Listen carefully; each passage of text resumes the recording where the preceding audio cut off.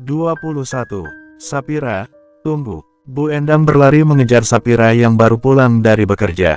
Gadis itu mengernyit. Jika wanita bertubuh tambun itu sampai berlari untuk mengejarnya, pasti ada sesuatu yang penting yang ingin dia bicarakan. Ada apa, Bu? Tanya Sapira dengan sopan. Ibu turut bersedih atas apa yang terjadi sama kamu, ujarnya dengan raut wajah suram. Lipatan di dahi Sapira semakin dalam. Atas dasar apa tetangganya itu seperti orang yang tengah berduka cita. Sedih kenapa, Bu? Bu Endang menyentuh lengan Sapira dan menatapnya dengan penuh kekhawatiran. Kamu seharusnya menikah dengan Ustadz Isa yang sempurna agama dan akalnya, bukan dengan anak orang kaya itu. Biarpun mereka kaya, tidak seharusnya mereka menjeratmu seperti kemarin. Sapira terperanjat, tidak menduga kalau Bu Endang akan membicarakan sesuatu yang buruk tentang suami dan keluarganya. Secara tidak langsung wanita itu telah menyebut suaminya itu tidak sempurna akalnya. Menjerat bagaimana, Bu? Tanya Sapira berusaha tidak terpancing. Mereka memanfaatkan kepergian Veronica untuk memaksamu menikah dengan si Andrian yang tidak berguna itu. Bu, Kak Veronica memang salah. Dia telah melarikan uang dan perhiasan yang seharusnya menjadi mahar pernikahan mereka. Tidak salah, jika keluarga Mahendra merasa marah dan kecewa. Uangnya tidak sedikit, sesal Sapira. Tapi, soal suamiku, dia tidak seperti yang terlihat. Sapira berusaha membela harga diri suaminya di hadapan tetangga yang tampak sangat peduli dengan kehidupannya tersebut. Namun penilaian buruk terhadap Andrian dengan menyebutnya suami tidak berguna, itu sangat keterlaluan. Sapira kembali melanjutkan langkah dengan diikuti oleh Bu Endang. Tidak seperti yang terlihat. Memang sebenarnya dia seperti apa? Apakah dia jantan di atas ranjang? Wanita itu membuka matanya lebar-lebar. Sapira menghela nafas dan menggeleng, bingung harus menjelaskan seperti apa, jika wanita itu sudah menjurus pada kegiatan suami istri. Jadi dia itu sebenarnya seperti apa? Dia suami yang baik, Bu, jawab Sapira seadanya. Sapira tidak mungkin mengatakan kalau semalam suaminya bersikap jantan dengan memindahkannya yang tertidur di bangku hingga menggendong ke dalam kamar. Wanita itu akan tambah berpikiran macam-macam saja. Apa kamu tidak melihat bagaimana sorot mata Ustadz Isa saat menyaksikan pernikahan kalian? Saya sampai nangis loh. Sapira terdiam, hatinya seperti teriris, bagaimanapun dia juga sudah melihat ekspresi Ustadz Isa. Dan ia menyesalkan apa yang terjadi hingga membuat pemuda soleh itu harus merasa terluka karenanya. Namun untuk saat ini Sapira telah menjadi seorang istri bagi Andrian Mahendra dan dia tidak boleh memikirkan lelaki lain lagi. Sapira hanya diam ketika Bu Endang terus saja berceloteh tentang Ustadz Isa, sampai akhirnya kaki mereka menginjak lantai teras ruang Sapira. Gadis itu membuka pintu dan wanita di sebelahnya langsung melongokkan kepala ke dalam rumah. Mana suamimu itu? Tanyanya dengan suara berbisik. Seingat Sapira suaminya tidak mengatakan soal ia akan pergi meninggalkan rumah. Namun terlihat dari semua pintu yang tertutup, bisa dipastikan lelaki itu memang sedang pergi keluar. Mas Andrian ada urusan di luar, Bu, jawab Sapira berbohong. Dia tidak mau Bu Endang semakin berpikiran macam-macam tentang suaminya. Keluar, kamu nggak khawatir kalau dia akan tersesat atau mengganggu para warga sekitar? Sapira tercengang. Maksud ibu? Wanita itu tidak langsung menjawab, melainkan lebih dulu menghempas bobotnya yang besar itu di bangku teras. Bukan rahasia lagi kalau putra sulungnya Tuan Mahendra itu sedikit aneh, kalau bisa dibilang dia itu tidak normal. Gadis itu bersiap untuk menjawab, namun ternyata Bu Endang masih belum selesai. Karena itulah dia tidak pernah diakui dalam keluarganya, karena dianggap sebagai aib.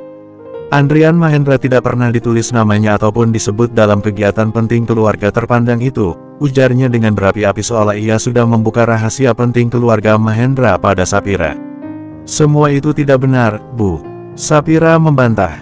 Dia tidak melihat keanehan atau sikap Andrian yang tidak normal, kecuali kesukaan lelaki itu bermain game. Kamu jangan menutupinya dari saya, tidak usah malu Sapira.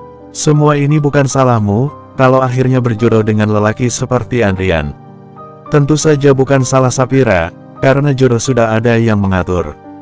Gadis itu hanya berusaha menjalani peran yang dia dapat dengan sebaik mungkin. Baiklah, Bu, saya mau bersiap-siap memasak makan malam untuk suami saya, apa ibu mau membantu? Sapira seolah menggoda Bu Endang. Wanita itu terkekeh, saya bahkan belum masak untuk suami saya di rumah. Ya sudah, saya mau pulang saja. Bu Endang terpaksa berdiri lagi dari duduknya dengan wajah masih belum puas. Masih banyak yang ingin dia bicarakan dengan Sapira. Gadis itu melihat kepergian tetangganya itu dengan menggeleng heran. Dia tampak bersemangat ketika menceritakan keburukan suami Sapira, namun tidak bersemangat untuk memasakkan makan malam bagi suaminya sendiri. Sapira langsung mengganti pakaian kerjanya dengan gamis polos yang nyaman untuk di rumah. Sebenarnya Sapira masih penasaran kemana perginya sang suami yang sama sekali tidak memberitahunya akan pergi kemana. Saat ia sibuk memasak di dapur, Sapira mendengar suara pintu dibuka dari luar, padahal tadi ia sudah menutupnya. Ia menoleh sejenak ke arah luar dengan spatula masih di tangan. "Mas Andrian," panggilnya memastikan kalau yang datang itu memang benar suaminya. "Tidak mungkin, Emak, wanita yang sudah melahirkannya itu biasanya baru berangkat berkeliling." Sesaat sebelum Sapira pulang dari kerja, suara langkah kaki mendekat dan berhenti di ambang pintu dapur. Sosok itu masih sama seperti saat pertama kali Sapira melihatnya. Dengan potongan rambut menutupi sebagian wajah dan kepala tertunduk ke bawah, ia hanya melirik Sapira sekali-sekali. Sapira menghela nafas, itulah kenapa Bu Endang menyebut suaminya tidak normal dan kurang akal. Karena tingkahnya terlihat seperti anak kecil yang malu-malu saat bertemu orang asing. "Mas dari mana?" tanya gadis itu sambil melangkah mendekat dan mengulurkan tangan. "Mau apa dia?" Suara hati Jovan berbicara. Ia datang ke dapur karena mencium aroma masakan yang menggugah selera, namun gadis itu malah memberinya tangan kosong. Seolah memahami karakter suaminya yang pemalu, Sapira meraih tangan kanan Jovan dan mencium punggung tangannya. Lelaki muda itu tertegun. "Apakah dia akan selalu mencium tanganku setiap kali kami bertemu? Lain kali kalau mau masuk rumah, Mas bilang salam dulu ya," ujar gadis itu dengan senyuman manisnya. Jovan bisa melihat cekungan dalam yang menarik matanya untuk melirik beberapa saat. "Salam?" tanyanya dengan gugup. "Iya, salam. Supaya aku tahu, kalau yang datang itu adalah Mas, dan bukannya orang lain." Jovan mengangguk seolah ia mengerti. Kepalanya melongok ke arah kompor, lalu dengan cepat menunduk kembali. Sapira menoleh ke arah belakang, lalu tersenyum. "Mas sudah lapar?" "Iya." Jovan mengangguk cepat. Dia sudah tidak sabar untuk mencicipi masakan istrinya yang sangat sedap dan cocok dengan lidahnya itu. "Mas duduklah, sebentar lagi aku siapkan." Lagi-lagi ia memamerkan cekungan di kiri dan kanan pipinya, membuat gadis itu terlihat sangat cantik. Bersambung. 22. "Kamu siapa?" Jovan menyantap nasi dalam piringnya dengan lahap. Sapira yang melihat hanya bisa tersenyum senang. Seorang istri akan merasa senang ketika masakannya dinikmati dan dihargai oleh suaminya sendiri. Pemuda itu baru sadar kalau Sapira tidak ikut makan bersamanya. Keningnya berkerut saat dia mengintip sedikit dari balik poni miringnya itu dan mendapati Sapira hanya duduk diam menatapnya. "Kak, kamu tidak makan?" tanyanya dengan berpura-pura gagap.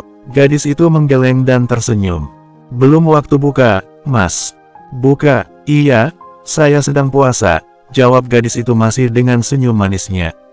"Puasa apa?" Sapira baru sadar kalau Andrian suaminya itu mungkin belum mengerti dengan puasa sunnah yang rutin dijalani olehnya setiap Senin dan Kamis. Dia pun baru ingat kalau sekarang sudah menikah, dan seharusnya ia meminta izin lebih dulu pada suaminya sebelum memutuskan untuk berpuasa sunnah.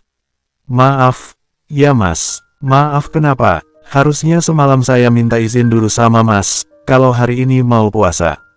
"Kenapa harus izin?" Sapira mendesah. Dia harus bersabar untuk menjelaskan pada suaminya tentang masalah berumah tangga dalam Islam. Istri harus mendapatkan izin dari suami sebelum memutuskan sesuatu untuk mendapatkan ridhonya, berbeda dengan ketika dia masih gadis. "Makanlah dulu, saya mau siapkan air mandi untuk Mas," ujar Sapira seraya berdiri. Ia butuh waktu banyak untuk menjelaskan dan mengajarkan agama yang baik pada suaminya. Mungkin ia akan menjelaskannya secara perlahan nanti. Saat ini Sapira masih merasa lelah. Lagi pula, suaminya itu tampak masih bersemangat untuk menghabiskan masakan di hadapannya. Jovan hanya menatap punggung Sapira yang pergi meninggalkan meja makan. "Dia bahkan mau menyiapkan air mandi untukku. Mungkin aku harus memberinya uang belanja lebih besar lagi untuk itu," Jovan menggumam dalam hati. Ia pikir Sapira melakukan semua itu demi mendapatkan uangnya. Pelayanan yang diberikan oleh Sapira untuk suaminya benar-benar sepenuh hati. Ia berusaha menjadi istri yang baik demi bisa meraup pahala bukan karena hal lainnya. Gadis itu bahkan membaca buku bab pernikahan dalam Islam di sela pekerjaannya menjaga toko, agar bisa melayani suaminya dengan baik. Di tengah kegiatan menimba air untuk suaminya, Sapira merasa bersalah. Satu hal yang belum bisa dia lakukan adalah melayani suaminya itu di tempat tidur. Hatinya berdebar-debar memikirkan hal itu, bukan karena hal yang aneh, dia hanya merasa belum siap. Untuk melakukan satu kewajiban itu, dia ingin menunggu perasaan cintanya tumbuh dan berharap suaminya mau bersabar untuk menunggunya. Sapira tidak tahu kalau sebenarnya Jovan tidak pernah berniat menyentuhnya dan menjalani rumah tangga seperti pasangan lain pada umumnya. Itulah kenapa dia melakukan penyamaran dengan penampilan yang buruk, karena berharap Sapira tidak akan pernah tertarik padanya. Saat ini Sapira memang belum memiliki perasaan cinta terhadap suaminya selain berusaha mengabdi sebagai seorang istri. Air mandinya sudah siap, mas mandilah dulu. Sapira menghampiri suaminya yang sedang bermain game di ponsel. Rupanya dia sudah menghabiskan masakan yang Sapira hidangkan di atas meja. Untung saja Sapira sudah memisahkan untuk dia dan emak, kalau tidak mereka pasti tidak akan kebagian makan malam ini. Iya, dengan lugunya lelaki itu meletakkan ponsel ke atas meja. Sapira ingin membantu menyiapkan pakaian gantinya, namun dengan cepat Jovan menepis tangannya. Ia menggeleng. Maaf. Sapira menunduk. Suaminya mungkin masih belum terbiasa dengannya, sehingga tidak membolehkan ia menyentuh barang pribadinya sama sekali. Lelaki itu masuk ke dalam kamar mandi dengan membawa handuk dan pakaian gantinya. Ia bahkan mengganti pakaian di kamar mandi, bukannya di dalam kamar. Sebenarnya Sapira merasa heran, apakah suaminya sepemalu itu? Mungkin mereka harus saling terbuka satu sama lain agar bisa lebih dekat dan menjalani rumah tangga dengan baik. Sapira pun menyadari kalau dia masih tertutup dan belum menjadi istri sepenuhnya untuk Andrian. Aku harus belajar untuk mencintai suamiku, dan harus bisa membuat suamiku jatuh cinta padaku. Rumah tangga ini harus berhasil meski terjadi di luar rencana. Aku niatkan pernikahan ini untuk ibadah, bismillah. Sapira menasihati dirinya sendiri. Sementara itu di dalam kamar mandi, Jovan melepas semua atribut pendukung penyamarannya. Benar kata Safa, gadis itu sangat cocok untuk dijadikan pelayanku. Masakannya enak, air mandi disiapkan, dia benar-benar lebih mirip pelayan dibandingkan jadi istri. Mungkin aku harus mempertimbangkan untuk mempekerjakannya di rumahku setelah kami berpisah nanti. Hatinya merasa senang ketika memikirkan hal itu. Seakan berpisah dengan Sapira adalah hal yang mudah, Jovan tidak pernah tahu kalau gadis itu bersungguh-sungguh melakoni perannya sebagai seorang istri, tidak peduli seperti apapun Jovan di mata orang lain. Seperti halnya Sapira yang tidak pernah tahu kalau Jovan hanya menjadikannya istri sementara, sampai waktunya tiba untuk perpisahan mereka. Lelaki yang terlihat aneh dan tidak berguna itu sebenarnya adalah sosok yang sempurna. Setelah selesai dengan aktivitasnya membersihkan diri, Jovan kembali mengenakan atribut penyamarannya. Sebenarnya dia sendiri pun merasa aneh ketika melihat sosoknya di depan kaca, namun demi bisa menikahi Safa suatu hari nanti, ia dengan suka rela melakukannya. Awas saja kalau Safa sampai mengkhianatiku dan kami tidak jadi menikah, aku tidak akan melepaskannya. Tidak tahukah dia betapa besarnya pengorbananku untuk kami bisa bersama? Jovan memang terlalu berharap dengan Safa, mengingat hubungan mereka yang sudah terjalin lama. Meskipun tidak pernah ada kepastian kapan gadis itu siap untuk menikah dengannya. Ceklek, Jovan keluar dari kamar mandi dengan penampilannya yang sudah kembali tertutup penyamaran. Ia tidak menemukan keberadaan Sapira di luar, apakah gadis itu menunggunya di dalam kamar? Jovan meneguk ludah. Setelah malam pertama mereka yang gagal kemarin malam, apakah gadis itu berharap mereka akan melakukannya sekarang? Kenapa aku harus memikirkan soal malam pertama? Ini pasti gara-gara Heru yang mengingatkanku soal itu tadi pagi. Tidak akan ada malam pertama, malam kedua, atau malam-malam lainnya. Siapa juga yang tertarik melihat tubuh di balik karung boni itu? Jovan tertawa dalam hati. Meski Sapira terlihat cantik, dia sama sekali tidak menarik secara keseluruhan. Jovan bahkan bisa membayangkan bentuk perut Sapira yang menggelambir dan tubuh lurus tanpa pinggang. Semua itu ditutupi dengan baik oleh Sapira dengan pakaian yang lebih menyerupai karung di mata Jovan. Bahkan rambutnya pun, Jovan bisa menggambarkan di kepalanya gadis itu pasti memiliki rambut yang keriting seperti mie. Bisa juga dia memiliki kutu hingga harus selalu ditutupi dengan kain yang membuatnya serupa pocong. Jovan bergidik ngeri ketika membayangkannya. Safa tidak akan pernah ada duanya, bisiknya dalam hati berusaha meyakinkan diri kalau hanya kekasihnya yang memiliki bentuk fisik yang sempurna. Karena itulah gadis itu bisa menjadi artis dan model terkenal. Saat Jovan membuka pintu kamar dan mengedarkan pandangannya ke dalam ruangan, seketika itu juga dia terkejut. Langkahnya tersurut ke belakang. Tubuhnya mematung di ambang pintu kamar dengan tangan masih memegang gagang pintu, mulutnya menganga dan kelopak matanya melebar. "Kakakmu, siapa?" Pemuda itu bertanya dengan tergagap-gagap. Sosok yang asing dan tidak pernah dilihatnya di rumah ini sedang duduk di depan meja rias, tengah menyisir rambutnya yang panjang sepinggang. Sosok itu menoleh ketika mendengar suara pintu terbuka dan pertanyaan yang keluar dari mulut Jovan. "Hah?" Mulutnya makin terbuka lebar, bersambung. 23. Gadis itu menoleh dan mengerutkan dahi melihat suaminya tampak terkejut dan kebingungan. Refleks ia berdiri dari meja rias dan bermaksud untuk menghampiri Jovan. Mata Jovan semakin dibuat melotot ketika melihat gadis berambut panjang yang hanya mengenakan tank top berwarna hitam yang kontras dari warna kulit dan celana hot pants yang memperlihatkan paha putih mulusnya. Jovan meneguk ludah, jakunnya sampai naik turun melihat pemandangan di hadapannya. Mengapa gadis seksi dengan wajah yang paripurna ini bisa berada di kamarnya dengan Sapira? Tubuhnya yang bak biola Spanyol itu seolah sengaja berjalan meliuk-liuk untuk menggodanya. Pemuda itu tidak hanya terpesona, ia merasa ada sesuatu yang terbangun pada bagian inti dirinya. "Kakakmu siapa?" Ia mengulang pertanyaan yang sama dengan tergagap-gagap. Jovan tidak sedang bersandiwara, mulutnya benar-benar kesulitan untuk berbicara. Kepalanya menoleh kiri kanan untuk mencari keberadaan Sapira istrinya. Mengapa Sapira membawa gadis asing masuk ke dalam kamar mereka? Apa dia sengaja menyewakan perempuan untuk menemani malamnya?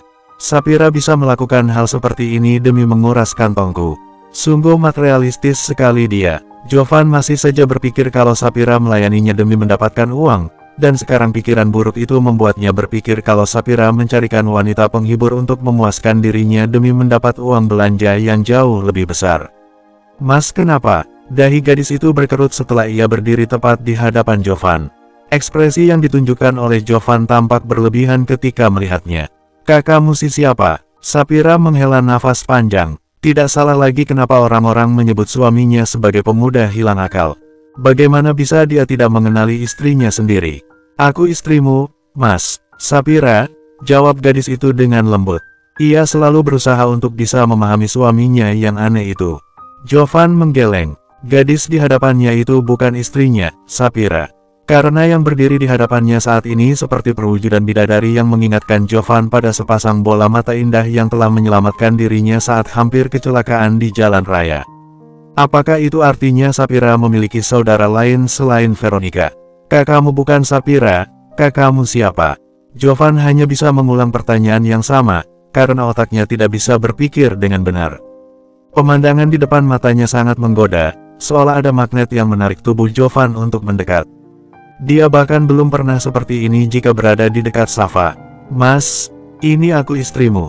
Sapira berusaha meyakinkan suaminya yang kebingungan dengan tersenyum manis meskipun sebenarnya dia merasa aneh dengan Jovan yang tidak bisa mengenali dirinya. Cekungan itu, satu hal yang akhirnya memaksa Jovan untuk percaya adalah cekungan di kiri dan kanan pipi gadis di hadapannya, persis seperti yang dimiliki oleh Sapira jika dia sedang tersenyum. Jovan menghela nafas panjang. "Jadi, kamu benar Sapira?" Pemuda itu menunduk malu. Benar-benar perasaan malu yang tidak dibuat-buat untuk sekedar menyamar. Jovan merasa malu karena kedapatan sangat takjub dengan kecantikan Sapira yang sebenarnya. Malu karena sudah menebak sesuatu yang buruk padahal belum pernah melihatnya sama sekali. Tidak ada perut yang menggelambir atau bekas luka di kaki seperti yang ada dalam bayangan Jovan selama ini. Sosok Sapira ternyata sangat sempurna. Gadis berpakaian tertutup itu ternyata menyimpan keelokan tubuh di balik pakaian lebarnya yang selalu Jovan sebut karung goni. "Masuklah, Mas." Sapira menarik lengan suaminya dan menutup pintu kamar. Ia merasa malu karena Jovan sampai harus menatapnya seperti itu. "Kenapa kamu berpakaian seperti ini?" tanya Jovan dengan gugup seraya mengalihkan pandangannya ke arah lain. Dia tidak tahan harus berlama-lama menatap tubuh gadis di sebelahnya itu. Oh, Sapira baru sadar ketika melihat dirinya sendiri. Pantas saja suaminya tidak mengenali dirinya, karena selama ini Sapira selalu mengenakan pakaian yang tertutup. Apa dia sengaja menggodaku dengan pakaian seperti ini? Pasti dia sudah tidak sabar untuk melakukan malam pertama denganku, lalu menguras isi ATM-ku. Suara hati Jovan berbisik, aku sekarang sudah sah menjadi istri Mas, tidak ada lagi yang perlu ditutupi di depanmu. Gadis itu menunduk malu. Benar seperti yang aku pikirkan. Karena dia merasa sudah menjadi istri sahku, lalu ia berusaha menggodaku. Tapi, sayang aku tidak akan pernah menyentuhmu, Jovan menyahut dalam hati. Tidak perlu seperti ini. Pakai saja bajumu yang biasa. Jovan berharap gadis itu secepatnya berganti pakaian seperti yang biasa dia kenakan. Atau Jovan tidak akan pernah bisa tahan berada di kamar yang sama. Sapira tersenyum. Mas, kali ini gadis itu bahkan menyentuh punggung tangan Jovan. Maksud hatinya ia ingin menumbuhkan perasaan di dalam hati untuk suaminya. Karena itu Sapira pun berusaha menatap wajah Jovan lekat. Ia berusaha mencari sesuatu yang sekiranya akan membuat dia jatuh cinta. Sekalipun berpenampilan buruk, gadis itu yakin ada sesuatu yang menarik pada diri suaminya. Dan ia harus berusaha untuk menemukannya. Mendapat tatapan seperti itu dari Sapira dan sentuhan lembut di tangannya membuat Jovan menjadi panas dingin. Sekuat tenaga dia berusaha menekan perasaan menggelegak yang membuat tubuhnya seketika terasa menghangat. Kenapa dia menatap dan menyentuhku seperti itu? Apa dia tidak tahu malu karena sudah berusaha menggodaku? Jovan menggerutu dalam hati. Tidak tahan dengan gejolak yang timbul dalam dirinya memaksa Jovan untuk menggeser tubuh ke samping hingga sentuhan tangan Sapira pun terlepas. Mas, gadis itu mengerutkan dahi melihat sikap penolakan dari suaminya.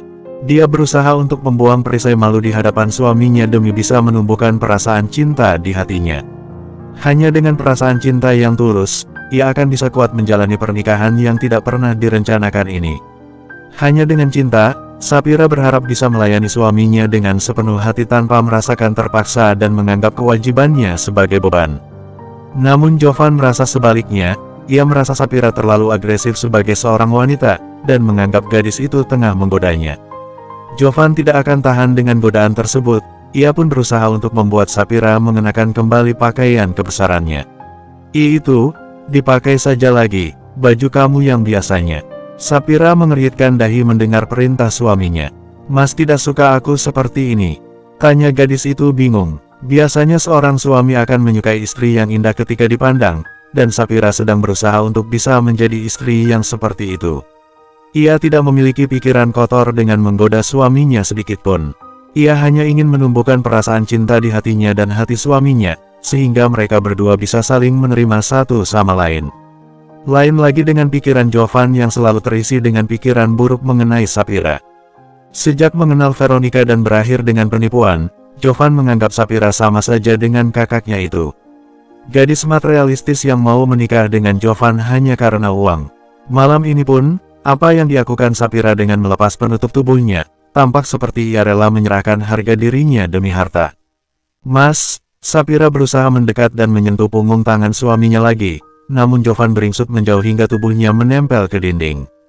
Sapira meneguk ludah. Benarkah seperti yang dikatakan Bu Endang kalau suamiku tidak normal? Bersambung. 24. Sapira merasa suaminya memang sedikit aneh. Alih-alih menjawab pertanyaannya lelaki itu malah menyambar selimut dan meringkuk di dalamnya. Gadis itu menghela nafas, ia merasa tidak ada yang salah dengan penampilannya. Sebelum menikah, Sapira memang terbiasa hanya dengan mengenakan tank top dan celana pendek. Kecuali kalau keluar rumah, barulah gadis itu mengenakan gamis dan hijab. Hanya kemarin malam saja dia masih merasa asing dengan suaminya karena mereka baru menikah, itulah kenapa dia tidur dengan hijabnya. Namun mulai saat ini, Sapira akan membiasakan dirinya untuk tampil seperti dirinya yang biasa jika mereka hanya berdua. Tanpa hijab, melihat suaminya sudah tidur, Sapira pun ikut naik ke tempat tidur dan berbaring di sebelahnya. Gadis itu tidak tahu kalau Jovan sebenarnya belum tidur, bahkan ia tidak bisa memicingkan mata sedikitpun. Saat malam semakin larut, pemuda itu membalikkan badan yang semula memunggungi menjadi berbalik menghadap Sapira. Dengan mengintip dari celah selimut yang sedikit dibuka, Jovan melihat wajah gadis itu dari dekat. Bulu matanya yang lentik itu terlihat merapat. Gadis itu benar-benar cantik meski tanpa polesan makeup, ataupun bulu mata tambahan. Jovan juga baru sadar kalau Sapira memiliki alis mata yang tebal, melengkung indah dan berbaris rapi. Kulit wajahnya bersih tanpa noda jerawat apalagi noda hitam. Pori-pori kulitnya sangat halus seperti sering melakukan perawatan. Dan cekungan di pipinya itu setiap kali ia tersenyum selalu berhasil menambah pesona yang sulit untuk dilupakan oleh siapapun yang melihat. Rambut yang tergerai indah melewati punggung itu berwarna hitam legam dan sangat lurus. Tangan Jovan perlahan bergerak ingin menyentuh dan merasakannya, pastilah sangat lembut. Namun, baru saja akan mengangkat sebelah tangan, tubuh Sapira bergerak. Jovan buru-buru kembali bersembunyi di balik selimut. Cukup lama, sampai Jovan merasa tidak ada lagi pergerakan dari gadis di sampingnya. Ternyata Sapira sudah merubah posisi tubuhnya menjadi terlentang. Jovan meneguk ludah. Posisi Sapira yang sekarang seolah tengah menantang dirinya. Dengan gundukan di dada yang menggoda dan sedikit menyembul dari balik tank top hitamnya itu membuat Jovan harus menahan nafas. Putih, mulus, dan menggiurkan. Kenapa dia tidur seperti itu? Apakah dia sengaja mau memancingku? Jovan mengelukkan tatapan matanya yang tidak mampu beralih dari tubuh wanita yang sangat menggoda itu. Jovan merasa ia kembali bergejolak. Sebagai lelaki normal tentu saja ia merasa sangat ingin menyentuh Sapira.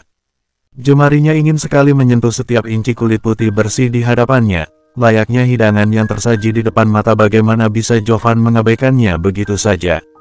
Tangannya benar-benar sudah gatal, dan nafasnya mulai memburu, tidak peduli seperti apa reaksi gadis itu nanti jika Jovan membawa hadis itu dalam rengkuhannya. Baru saja Jovan akan mendaratkan jemarinya ke permukaan tubuh Sapira, namun bayangan wajah Safa yang melintas begitu saja membuat Jovan terpaksa mengurungkan niatnya. Janji yang sudah mereka buat dan hubungan yang terajut lama, menyadarkan Jovan bahwa dirinya adalah lelaki yang setia. Dia tidak boleh memulai pengkhianatan ini, dia harus berhenti. Dengan cepat lelaki itu memutar posisi dan kembali memunggungi Sapira. Berulang kali ia menahan nafas karena tidak bisa menahan keinginan untuk berbalik mendekap tubuh gadis di sampingnya. Sadar, Jovan. Dia hanya ingin menjebakmu, kalau kamu sampai menyentuhnya sekarang maka seumur hidupmu akan terjebak bersamanya. Susah payah ia mengembalikan akal sehatnya untuk tidak melakukan hal yang akan membuat dia segera melupakan janjinya pada Safa. Hingga menjelang pagi Jovan tidak bisa tidur sama sekali, sampai tubuh di sampingnya bergerak dan ia merasa Sapira turun dari tempat tidur lalu meninggalkan kamar. Apakah dia sudah pergi? Jovan membalikkan badan dan melihat tempat di sampingnya telah kosong. Pemuda itu menarik nafas lega. Hufet, akhirnya dia pergi juga. Mungkin dia sudah lelah menungguku yang tidak kunjung menyentuhnya. Jovan tertawa dalam hati. Dia tidak tahu kalau Sapira terbangun untuk sholat tahajud, rutinitas yang dia lakukan setiap malamnya. Di kantornya Jovan terpaksa membuat kopi hitam yang kental agar matanya bisa membuka dengan sempurna. Lelaki itu terkantuk-kantuk di sepanjang perjalanan menuju kantor, dan dia tidak mau kalau Mahendra sampai melihatnya dalam keadaan seperti itu atau dia akan dipecat. Akibat tidak tidur selama hampir semalaman membuat matanya sangat mengantuk.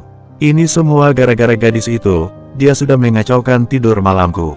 Gumam Jovan dalam hati. Hei, bro, kusut amat, abis mimpi apa semalam?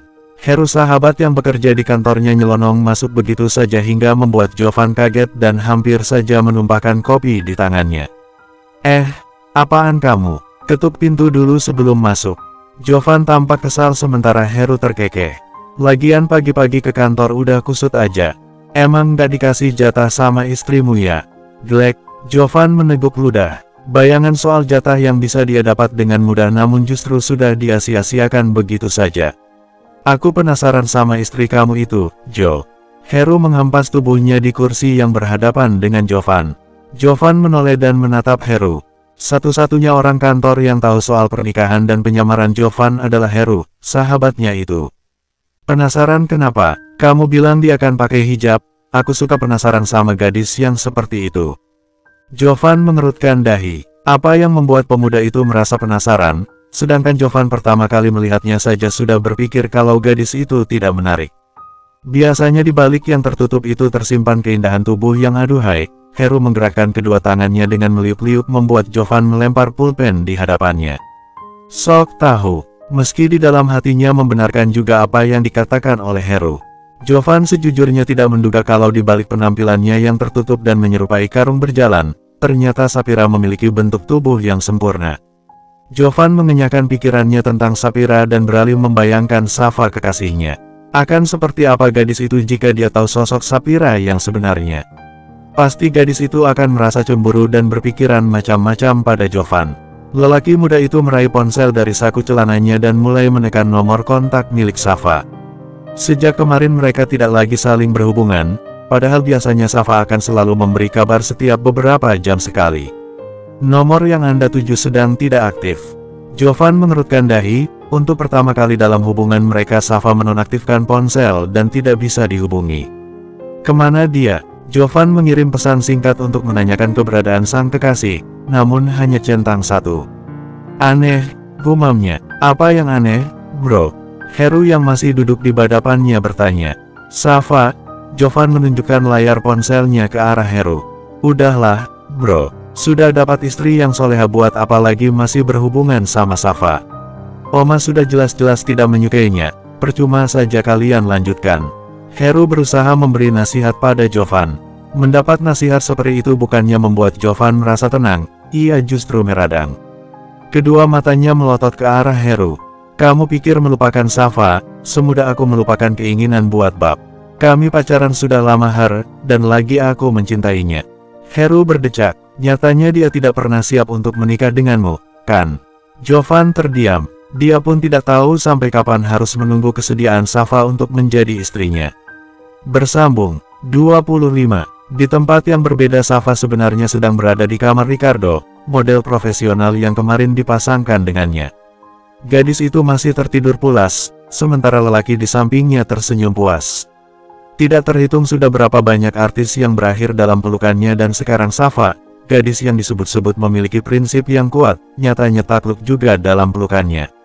Ricardo bahkan tidak perlu melakukan banyak hal untuk membawa gadis itu singgah dan bermalam ke apartemennya. Adegan singkat yang diambil saat pemotretan membuat gadis itu langsung menyerah begitu saja. Siapa yang tahan melihat perut six-pack dan otot yang menonjol seorang lelaki, terlebih ketika gadis itu menempel di tubuhnya. Pose yang diambil dengan Safa mengenakan lingerie sementara Ricardo hanya memakai jeans selutut dan memperlihatkan bentuk dada dan perutnya. Mereka berpose dengan posisi berpelukan dan salah satu kaki Safa menyilang di pahanya. Siapa yang tahan berlama-lama dalam pose tersebut, namun mereka bahkan melakukannya sebanyak 10 kali dengan beberapa kali berganti posisi. Turun dari ranjang yang empuk, Ricardo berpindah duduk di kursi yang tidak jauh dari tempat tidur. Lelaki itu mengarahkan kamera ponselnya ke tubuh Safa yang polos. Ia memang sangat suka mendokumentasikan percintaannya dengan beberapa wanita. Terlebih di antara mereka Safa adalah yang paling istimewa karena masih dalam keadaan suci. Perlahan tubuh gadis itu menggeliat. Cahaya blis kamera yang terarah padanya membuat ia mengerjap dan menggosok matanya yang silau. Gadis itu masih belum sepenuhnya sadar. Ia mengedarkan pandangan ke langit-langit kamar yang terasa asing. Beberapa saat kemudian gadis itu terlonjak bangun dan memeriksa tubuhnya yang tanpa busana. Suara pekik membahana memenuhi seisi kamar. Dengan cepat ia meraih selimut untuk menutupi tubuhnya dan kembali memeriksa. Ini, aku. Safa mengarahkan pandangannya ke sudut kamar, di mana Ricardo tengah duduk dengan santai sambil bermain ponsel. Seketika itu juga Safa merasa lemas dan tubuhnya seperti tidak bertulang. Diusapnya wajah dengan kedua telapak tangan. Kesadaran gadis itu berangsur pulih. Ia bisa mengingat kejadian semalam secara detail. Saat hendak pulang dari pemotretan ia dicegat oleh Ricardo. Hai, lelaki itu memamerkan senyuman maut yang membuat Safa merasa dunianya seketika melayang. Mau pulang bareng aku? Ia bahkan menawarkan tumpangan pada Safa. Gadis itu menoleh pada Lucy yang menggeleng. Manajernya berusaha mengingatkan Safa soal sepak terjang Ricardo yang sudah banyak membuat artis dan model takluk dalam pelukannya. Namun malam itu entah kenapa Safa seolah lupa dengan semua hal buruk itu. Yang ada dalam benaknya hanyalah seorang model sekelas Ricardo menyimpan ketertarikan padanya. Siapa yang tidak akan merasa bangga? Begitulah akhirnya kenapa Safa bisa masuk ke dalam mobil Ricardo dan mengabaikan larangan Lucy, bukannya untuk pulang ke rumah. Namun justru mampir ke apartemennya model majalah dewasa itu. Maaf berantakan, lelaki itu membuka pintu apartemen dan mempersilahkan Safa untuk masuk. Tidak seperti yang dia sebutkan. Nyatanya ruang apartemen Ricardo justru sangat rapi dan bersih.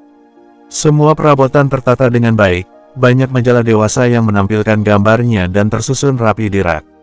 Safa berjalan mengelilingi ruangan itu dengan pandangan mata mencari sesuatu. Seperti bingkai foto, misalnya. Gadis itu sangat penasaran mengenai siapa wanita yang sedang dekat dengan Ricardo saat ini. "Kamu cari apa?" tanya lelaki itu sambil menyodorkan minuman dingin ke arah Safa. Kok nggak ada foto cewek sih?" tanya Safa heran. Ricardo tergelak, seakan pertanyaan Safa itu sangat lucu baginya. "Harusnya kamu ada menyimpan satu foto cewek saja setidaknya," ujar Safa. "Tidak ada cewek yang mau sama aku," keke Ricardo yang disambut cibiran Safa. Lelaki itu pintar sekali merayu wanita dan bersikap seolah tamunya adalah wanita pertama yang mampir ke apartemennya. "Kamu sendiri sudah punya pasangan kan?" Ricardo balik bertanya pada Safa. Gadis itu mengangguk. Dia tidak pernah menyembunyikan pada siapapun tentang hubungannya dengan Jovan. Baginya bisa menjadi kekasih seorang Jovan Andriano adalah suatu kebanggaan tersendiri yang tidak perlu ditutupi. "Lelaki itu pasti beruntung bisa memiliki pacar secantik kamu." Ricardo mulai memasang jurus mautnya untuk merayu Safa. Pujiannya itu bukan tanpa maksud, dan benar saja wajah Safa langsung bersemu merah dan senyumannya pun merekah. Mereka saling pandang untuk beberapa saat sampai akhirnya lelaki itu duduk di samping Safa. "Aku dengar, pacarmu seorang pewaris perusahaan besar, iya?" Seketika Safa teringat Jovan, kekasihnya itu pasti akan sangat marah jika tahu sekarang Safa berada di apartemen seorang lelaki. "Apa dia sangat tampan?" Safa mengangguk cepat. Tentu saja Jovan memiliki wajah yang tampan dan mempesona. Aku jadi penasaran. Menurutmu siapakah di antara kami yang lebih perkasa?" Safa meneguk ludah. "Perkasa?" Di luar dugaan Ricardo melepas baju kaosnya dan memperlihatkan bentuk perut kotak-kotak yang sudah dilihat juga oleh Safa selama pemotretan seharian ini. Gadis itu kembali menelan selaiva.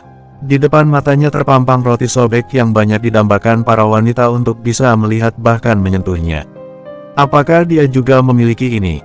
Safa menggeleng. Dia bahkan belum pernah melihat bentuk perut Jovan, karena kekasihnya itu membatasi kegiatan bermesraan mereka.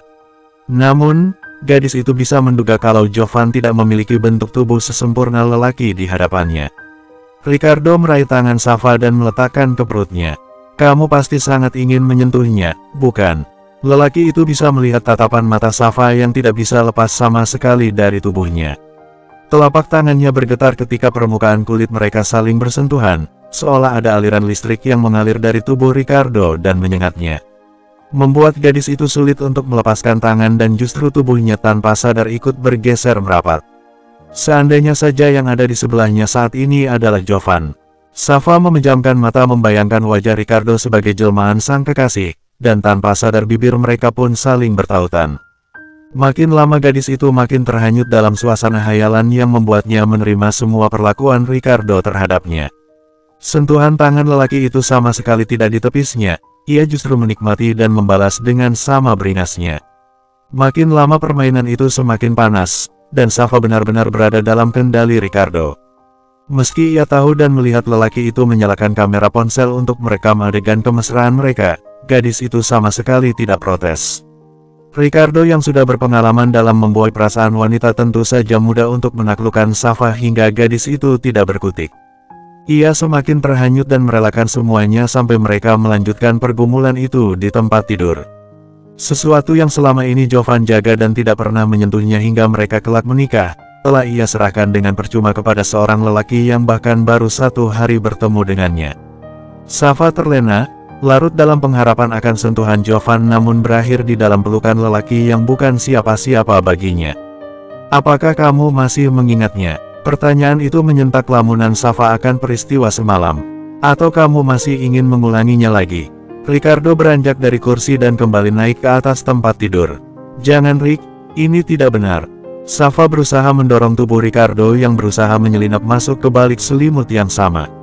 "Ayolah Safa, aku bahkan masih menyimpan momen saat dimana kamu begitu menikmatinya." Lelaki itu menunjuk layar ponsel di tangannya dengan kepala yang terus berusaha maju mendekati leher Safa. Bersambung.